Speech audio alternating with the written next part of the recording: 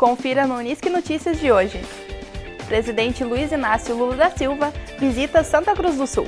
Tire as suas dúvidas sobre o novo padrão de tomadas e plugs. Unisque oferece viagem de estudos para a Itália. Alunos produzem software de 2 clássicos do esporte na cidade. E ainda uma entrevista sobre a gripe A. Esses e outros assuntos você confere agora. O Unisque Notícias está começando. Fique com a gente.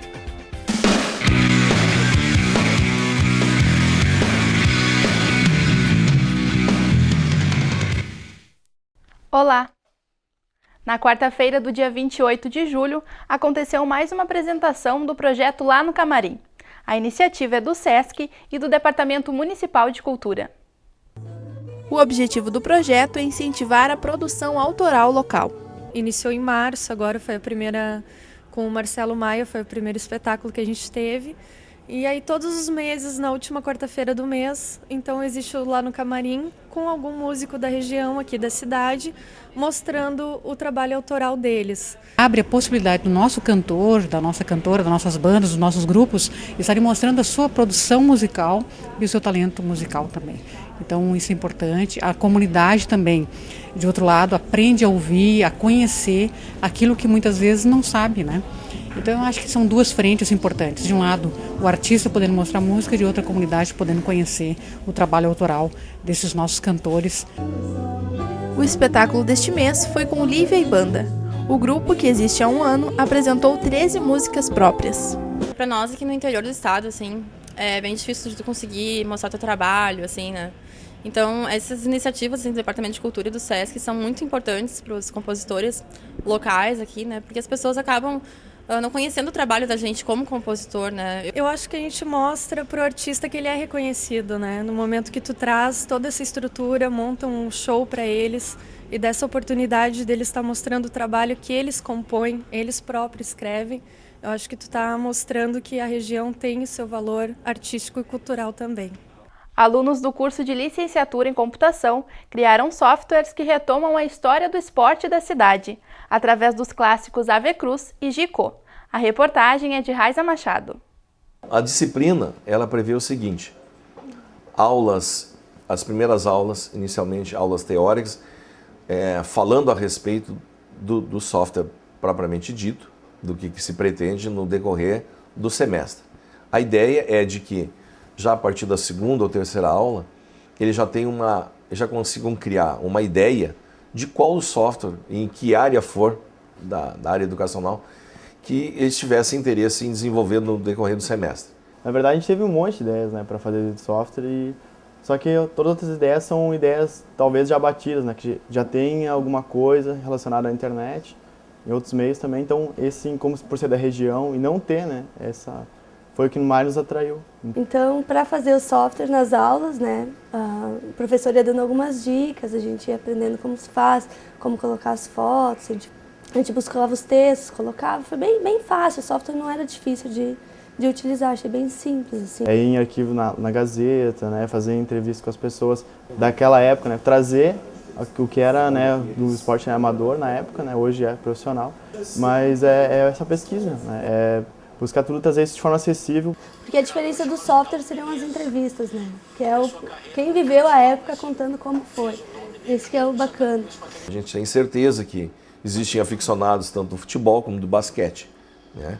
Ainda mais que a gente está resgatando imagens e entrevistas de pessoas que frequentavam, né, e eram atletas até os anos 70 aproximadamente. É o segundo trabalho que a gente faz sobre o basquete. No semestre passado, juntamente com o professor Emílio, a gente já desenvolveu um. Só que falava mais sobre a história em geral, basquete em geral, não finalizava com o de Santa Cruz.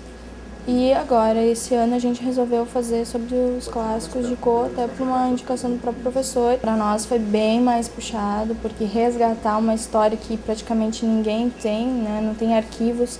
Tem muito pouco arquivos, que nem o Corinthians até tem bastante, mas ginástica, né, eles acabaram não arquivando muita coisa daquela época e foi bem complicado, é base de pesquisa mesmo. A ideia agora, depois de concluído, né, terminou o semestre, os alunos estão ainda trabalhando, provavelmente vão no mês de agosto e setembro, quem sabe ainda, no tratamento das imagens e tratamento das informações, vão trabalhando para que depois a gente possa vir a procurar alguma empresa, alguma instituição que teria interesse em patrocinar essas cópias, né, que geraria essa publicação, que é o objetivo final, digamos assim, da disciplina, né. A quinta-feira do dia 29 de julho foi marcada por uma presença ilustre em Santa Cruz do Sul. O presidente Luiz Inácio Lula da Silva esteve na cidade para visitar as usinas de biodiesel e etanol produzidos por pequenos agricultores. O presidente Lula chegou a Santa Cruz do Sul por volta das 3 horas da tarde e seguiu em comitiva direto para a sede do Centro de Formação e Produção de Alimentos e Energia São Francisco de Assis. Lá ele pôde conhecer a produção de biodiesel e etanol dos pequenos agricultores locais. Para nós do MPA é um momento inédito onde os trabalhadores trazem um presidente aqui que olha algo que está acontecendo na prática, não só na teoria, com apoio dentro de uma política que o governo quer, que nós produza alimento de qualidade para a sociedade urbana e também nós produz energia para nosso próprio consumo, para o consumo da nossa sociedade a partir da pequena propriedade. Durante a visita, Lula foi convidado a subir em um trator enquanto o veículo era abastecido com biodiesel recém-produzido. Dali, o presidente e os ministros Guilherme Cássio, do Desenvolvimento Agrário, Márcio Fortes, das Cidades, e Luiz Dulce, chefe da Secretaria-Geral, seguiram para a sede da Coperfumos.